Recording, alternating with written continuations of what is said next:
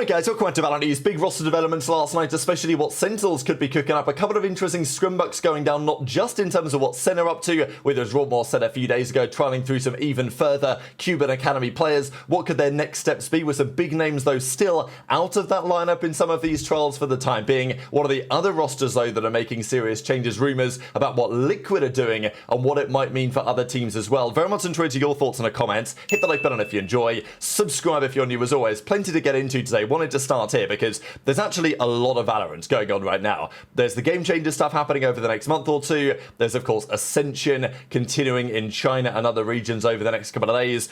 Then obviously the off-season continues. Next year begins in due course as well. But a load of interesting matches are happening. I'll just quickly go through some of them. This was G2 goes and took down Giant X yesterday. We also saw the grand finals in the Brazilian side. This was a bonkers series. I've never seen this in my life before, but there were so many kills and deaths on the server that basically, as it turns out on VLR, if the kill column and the death column both have 3 digits, then it breaks, because I presume they were never expecting this to ever happen. It nearly happened another time here with a different player. But the reason why these numbers are so high is mainly because of Abyss Game 4, which was a 23-21 absolute bagger that Team Liquid eventually won. SRN dropped 50 kills, but it wasn't enough, and the Lotus was then 13-10. So Team Liquid Brazil, they win the Game Changers for Brazil. I know there's also a lot of talk about how the Game Changers World Championship, does it deserve more teams, right, from Brazil? Because I think there's only one that's allowed to go, which would be Team Liquid. So yeah, pretty gutting for MIBR. There's also in the Americas, there was a bit of drama yesterday. So North America, so Surevote Rebellion Goals, they're playing YFP in the grand finals. That's coming up today, and YFP took down this other team to knock them out of the tournament. And of course the winner of this goes to the World Championship, right, in Seoul next month. Now the drama here was actually about this lower final series. So this player Starbound says 2-3 versus YFP, keep being weird and giving your antes to every team we play through at El Bello, who is a coach for YFP. So we know that rumours often float around that various coaches are leaking strats, let's say, to other teams. Apparently the implication is that after YFP beat them the first time here in the upper bracket, they then played Blue Otter and they played Kiri Magneta and or Magenta, and then apparently the coach of YFP was leaking their strats to those teams' coaches so that they could better prepare. That's at least the implication here from Starbound. So loads of tweets to the replies, things got kind of spicy. Glowstick, who plays for YFP, said nice try, and Starbound goes, keep laughing that you're even close to a decent player and don't choke tomorrow or it will be all for nothing. So absolutely brilliant, because of course they play SRG will be the favourites for this one. So some spicy words exchanged there, and Starbound also goes on to say people are often scared to talk about how it is and all the scummy stuff that happens behind the scenes. Going on to say giving your full anti-strat to another team in the tournament when they didn't even ask is pretty weird. It's always a bit of drama in Game Changers, and it's probably not going to go anytime soon. We also have the Chinese Ascension, so we've got to keep an eye on what DRG are up to, right? Because they're fighting for their life right now in China. They need to win this Ascension tournament if they want to qualify again. It's not going to be easy, but they started out on the right note. It was a 13-6, 13-7, I believe, against Thunder Gaming. So, it wasn't absolutely abysmal, right? They did win it, but they didn't completely destroy them. DRG will be the favourites to get this done, but the pressure is definitely on, right? I mean, what happened at the World Championship with Vakashu not able to make it was deeply unfortunate. So they advance to the second part. They'll probably get out of the group without too much difficulty. The other groups, therefore, are kicking off today. So Rare Atom playing Any Questions starts kind of soon, and this is an important one, as we mentioned, because Simon is playing in this one for the first time in quite some time. So it's a big series. Again, whatever happens here, DRG will be favoured to get the job done, but time will tell whether that will happen. Let's talk Rostermania. Now, look, John QT, there have been some theories about Carmine Court. Now, there's no actual rumours about this. I don't think this is going to be happening. But look, French-Moroccan, there's a world where he could go to Carmine Court, right? It's not impossible entirely. It just is pretty unlikely, and I don't think Sen would be wise to get rid of him. But of course, as we've said over the last few days, it is true for both John QT and for Zekken and for Zelsis that their contracts are up. So if I don't know, if Gen.G got offered $1 million by KC, then he would probably go, right? And Sentinels, I'm not sure, would be able to do too much about it. The chances of that, though, pretty slim. There was also some further talk from Rocket Bullets that, look, there's no deal right now between Gen.G and Karmine Corps. We know that last year they went out of their way to bring in, of course, Sadak. This year, maybe they start down a slightly different direction, but it's probably not going to be Gen.G. Of course, there shouldn't be consideration for Sentinels, I would imagine, to replace him as the in-game leader.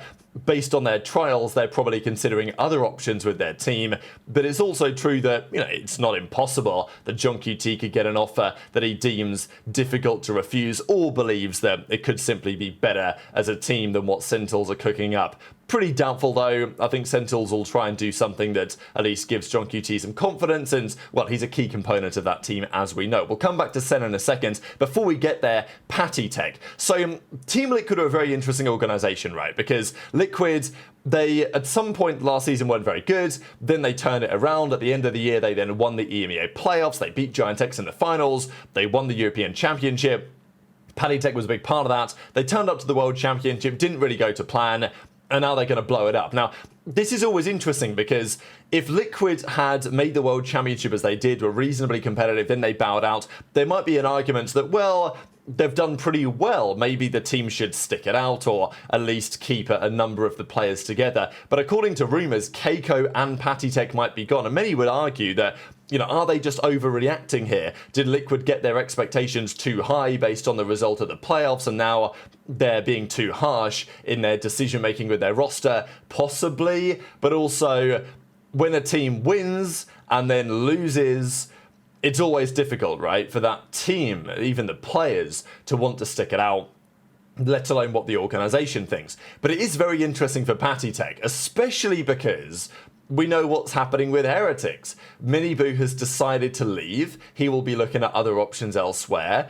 That team needs a new player. You know, people have talked about it, right? Is it possible that he could at least have a couple of trials with Heretics? Could that work out? It's something that right now you could certainly not totally ignore. There's also talk about Alim. So again, these are rumours, so take it as you will until we get things properly confirmed, and that probably will take quite some time. But Alim, right, he has played Duelist on QOR and has been considered a real top prospect from the Challenger scene. There's a ton of players in, well, the Duelist role, but also especially the Sentinel role in Tier 2 of North America right now that are turning some serious heads. And apparently Cloud9 are trialing him out. Now, I think Alim will be in the league next year. I'd be quite surprised if he's not. It could be with Cloud9. I think it could possibly be somewhere else. So he was Duelist on QOR. He's probably going to play Sentinel because Oxy would be the Duelist on Cloud9, of course. Look, they could also double Duelist on some maps as well, and there's some talk about what their assistant coach is going to be. But this is very interesting because there will be interest, there will continue to be interest in some top players from Tier 2. Alim is absolutely one of them, and I know that some would say, oh, well, it would be so sad if he ends up on Cloud9, he should end up on a better team. But look, if he gets a Pro League offer, he's gonna take one of them anyway, and I think that C9 with Alim could be a serious force. So, I don't know, if I'm other teams and I'm hearing this, I'm thinking, okay, maybe we should trial that guy as well in our team. If I'm Sentinels, I'm thinking, okay, maybe we at least give him a trial. If we're going to trial all the Cubit Academy guys, maybe there's an argument there as well. But depends how good you think he really is, and maybe he won't be good enough for Cloud9 to actually move forward with, but I'd be pretty surprised if he doesn't get the promotion this upcoming season. Now, there's also this from Vitality. So they were scrimming against who knows who, but they had Sayonara and they had Durka in the lobby with GG10 Samba. Now, there's a lot of talk about what this account is, what it represents, because there's kind of like a bit of Brazilian colloquy. Don't think that's a word, but you see this type of stuff from Portuguese speakers sometimes. So there was a lot of talk about who it could be, right? Could it be less? Is less going to stay or not? And Also, there was talk that maybe this is just the Vitality trial account, and whoever they have on it is kind of to remain a secret, right? So I don't think there's enough information to really guess who this player is, but they were certainly trialing with someone anyway, Vitality, and time will tell maybe who that's going to be. Speaking of Les, again, there's been a little bit of talk about Aspas. Could they duo up again? We know that Aspas's contract with MRBR is over. Les is available for options, it seems, off of Vitality, so it's not guaranteed at all what happens next year, but that's potentially a combination that could rekindle again. But this was the Sentinels development last night. We saw a screenshot again from a scrim. TSM, of course, are getting ready for their run in Ascension, so they're going to be playing some pretty good stuff right now, and they're perfect teams really for Sentinels to trial some scrims against. This is what they're looking for. So we have Zelsis in the lobby, we have Kaplan in the lobby, and they have Tex in the lobby with Redux and Caillou. So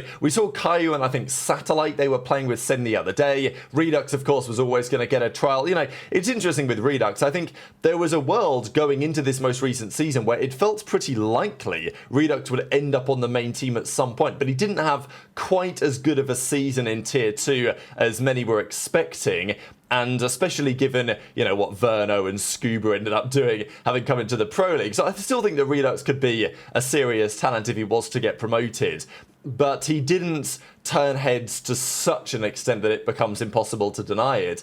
But yeah, Caillou and Redux, and even now Tex getting their trial. So we're going to see a lot more of this. Rob Moore said it the other day. They're doing a lot of trials. They're, of course, going to trial out pretty much all of their academy players. Maybe one or two get promoted. Maybe none of them do. Who knows? Zekken and John QT are not being spotted in any of these, and that makes sense. But in this one, there was also no narrate or no bang, right? I mean, at least it seems that way, right? Kaplan presumably wasn't playing, so there was somebody else in there. But who knows, right, what the team is cooking, especially because we did see that Zekken and Cryo were playing some ranks together, right? So it's not like Zekken isn't there. I think John QT is there as well. So, but it just feels like they're not doing trials for whatever reasons. Like at the end of the day, you can only put 5 players in the lobby. So they're going to play around with a fair few things. They're going to keep trialing some of their academy guys. But now it's clear that they're bringing in some other players as well. They're looking at Tex. They're going to look at some other options. It's probably going to take a good couple of weeks for them to come to a decision here. And in that time, the players that are out of contract, that are presumably, in Zekken's case, in renegotiations with Sentinels, could also get other offers from other teams as well. So very much interested your thoughts on all of this stuff in the comments. Hit the like button if you enjoyed, subscribe if you're new, take care, and I'll see you next time.